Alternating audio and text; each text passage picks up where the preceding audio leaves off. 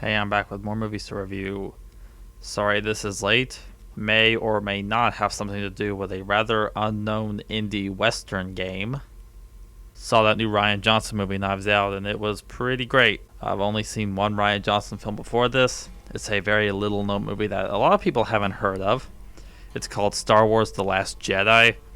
Not many people have seen it, but the people who have loved it.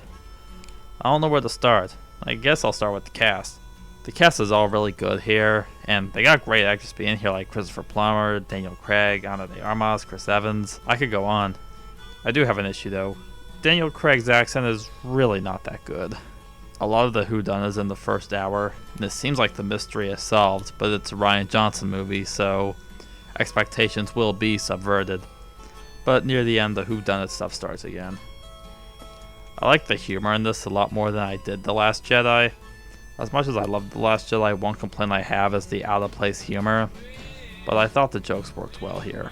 Like Michael Shannon shouting at Chris Evans if he wants another cookie is the funniest thing ever. And of course I have to put these clips together. Up your ass. Language. Oh, very nice. Matter of fact, eat shit. Language. How's that? Eat shit. Eat shit. Eat shit. Smug smile. Definitely eat shit. Language. There are some scenes where I think Rian Johnson is making fun of Star Wars fans, specifically the toxic ones. Like one of the characters is an alt-right internet troll. And I just thought this was like kind of a parody of Star Wars fans, and Star Wars fans are evil. Oh, did you see that? If you're a fan of the Rolling Stones, the ending of this movie should make you happy. Overall, I loved Knives Out. I'm not sure if it'll make my top 10 by the end of the year, but it's close. And I'm gonna give Knives Out 4.5 out of 5. The next movie I saw was Ford v Ferrari, and it was one of my favorite movies of the year. Now, I'm not that into cars or racing besides Mario Kart or Pac-Man World Rally, which if you've never played the latter, it's like the most underrated racing game ever. Getting off topic. For a movie called Ford v Ferrari, it's not really about that. I mean, it's not about it. It's in there. It's just not the main focus. The main focus of the movie is Matt Damon and Christian Bale as Carroll Shelby and Ken Miles, and they are great. Especially Christian Bale. Just imagine Batman and Joker both nominated for the Best Actor award.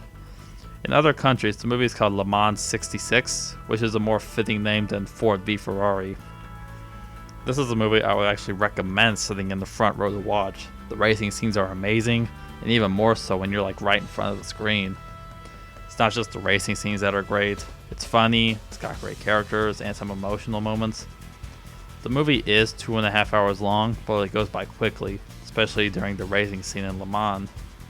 Best fight scene of 2019, I'll just say that. Also, this is directed by the guy who directed Logan, so he's made 2 great movies in a row. Hopefully his next one is as great. Kinda struggling to find a negative, I don't really have any. Ford v Ferrari is one of my favorite movies of 2019, and I don't say this lightly, but I'm gonna give Ford v Ferrari 5 out of 5. And the last movie I saw was The Irishman, and it was pretty good. I've only seen 2 Scorsese movies in the past, Hugo and Shine a Light, but it's been years since I watched those. Yeah, I know there's a lot of movies I haven't seen but need to. Let's talk about our 3 main leads. Robert De Niro, Joe Pesci, and Al Pacino are all great as Frank Sheeran, Russell Bufalino, and Jimmy Hoffa. Apparently this is Al Pacino's first time being directed by Scorsese, which kind of surprised me. The de-aging on these actors look really good, and I can barely tell these were special effects. I can definitely see this being nominated for the Oscars next year. Okay, I have to talk about this. This is a very, very long movie, and I am pretty sure it's the longest movie of 2019. I didn't think we'd get a movie longer than Avengers Endgame. There were some parts where it was a bit hard to pay attention because of its length, and it was a bit slow in some parts. But I think I should watch it again to see if it gets better, because I can't see it getting better on rewatch. I'm going to give The Irishman 4 out of 5. I would definitely recommend it, and it's on Netflix right now. If you saw any of these movies, tell me what you thought, and I'll see you with another video.